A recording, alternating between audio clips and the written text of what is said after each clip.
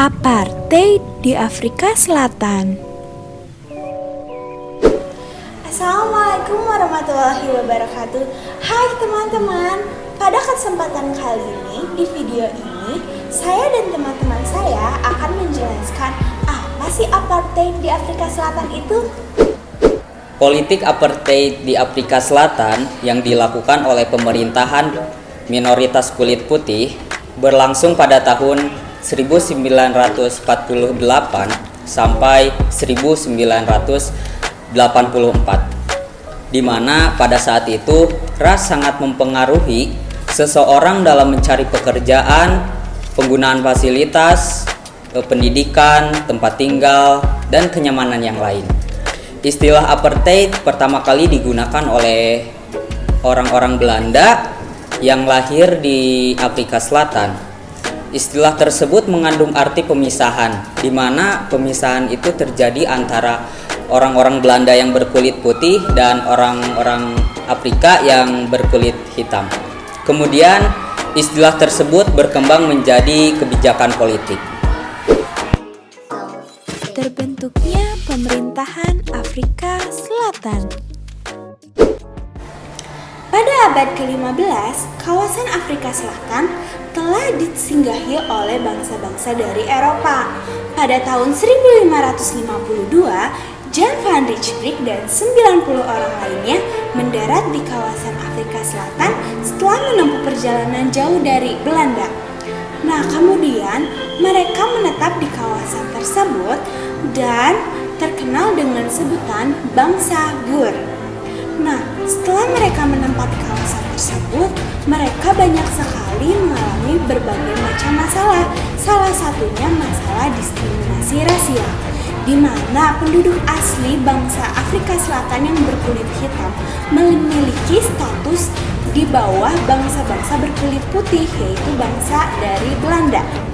Kedatangan bangsa Belanda ke Afrika Selatan diikuti oleh Inggris yang kemudian menyebabkan terjadinya Perang Boer. Ini salah satu fotonya. Perang Boer terjadi pada tahun 1899 sampai 1902. Perang ini dimenangkan oleh Inggris sehingga wilayah Afrika Selatan menjadi wilayah kekuasaan Inggris.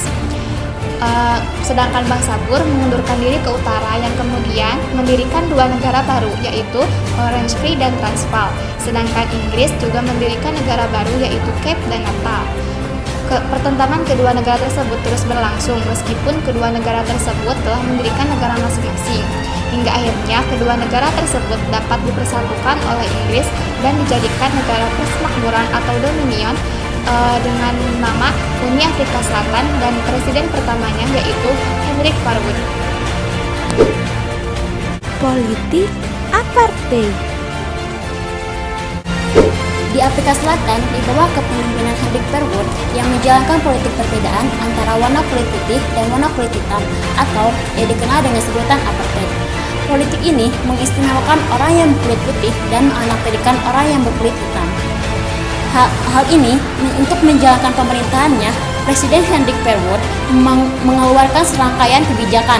Nah, kebijakannya tersebut sangat merugikan bagi kaum yang berwarna kulit hitam. Adapun kebijakan tersebut antara lain: 1. Mengeluarkan Undang-Undang Pertahanan di Bumi yang melarang warga kulit hitam untuk membeli tanah di luar areal pemukimannya. 2. Mendirikan pemukiman khusus bagi warga kulit hitam atau yang disebut dengan homeland. 3. Mengeluarkan undang-undang yang melarang perkawinan campuran antara bangsa kulit hitam dengan bangsa kulit putih. 4. Membatasi partisipasi politik warga kulit hitam. Perjuangan melawan apartheid. Penduduk berkulit hitam yang berpikiran maju dan prihatin terhadap nasib bangsanya berupaya untuk menghapuskan politik apartheid.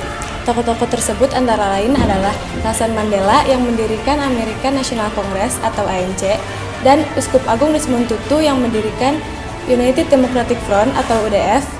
Akhir perjuangan melawan politik apartheid adalah American National Congress. ANC menuntut pemerintah agar warga kulit hitam diberikan kesempatan dan hak yang sama seperti warga kulit putih.